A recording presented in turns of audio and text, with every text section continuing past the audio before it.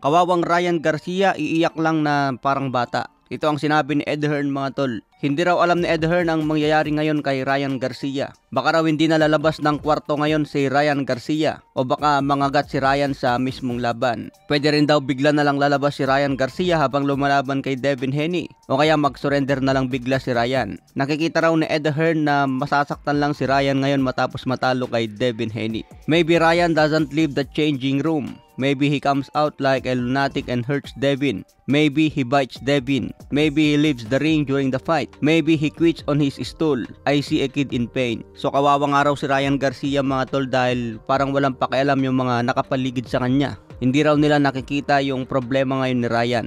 Pero para kay Ed Hearn mga tol, hindi raw normal si Ryan Garcia. Talagang may mental health issue.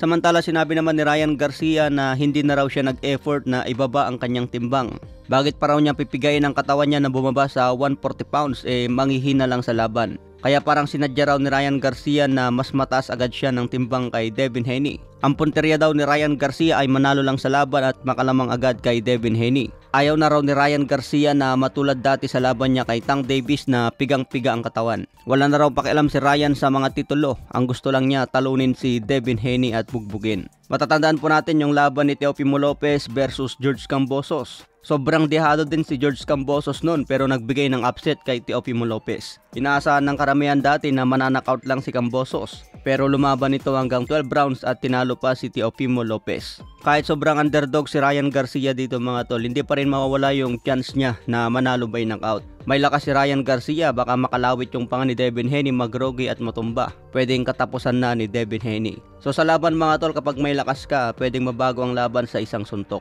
So gusto kong manalo si Ryan Garcia pero kung bibigyan natin ng prediction, siguro Devin Haney. Maganda kasi ang kondisyon ni Devin Haney ngayon mga tol, relax lang. Ang nakakatakot kasi kay Ryan Garcia parang nanggigigil lagi. Baka hindi niya makontrol ang katawan niya, mawala sa diskarte, matatalo kay Devin Haney, mag-surrender na lang sa huli. Baka mangibabaw ang gigil niya kay Devin Haney, mawalan agad ang diskarte. Sa ibang banda naman, official na nga pang laban ni Gervonta Davis. Dedepensahan niya ang WBA lightweight belt laban kay Frank Martin sa June 15 in Las Vegas. Kasama rin sa undercard niya si David Benavides. Paglalabanan ang WBC interim sa light heavyweight belt. Kung manalo si David Benavides, maging mandatory na agad kay Dimitri Bivol at Artur Beterbiev. Samantala ito nga po yung mga laban na paparating mga tol. Ngayong araw si Devin Haney versus Ryan Garcia, April 21. May 4 Canelo Alvarez versus Jaime Munguia. May 6 Naoya Inoue versus Luis Nery. May 11 Vasily Lomachenko versus George Kambosos. Mangyayari po yan sa Australia. May 18 undisputed ni Tyson Fury versus Alexandre Usyk. Mangyayari po yan sa Saudi Arabia. June 1 Artur Beterbiev versus Dimitri Bivol. Undisputed din yan sa light heavyweight. Mabibigat na laban ang abangan natin ngayon mga tol, talagang pulpak.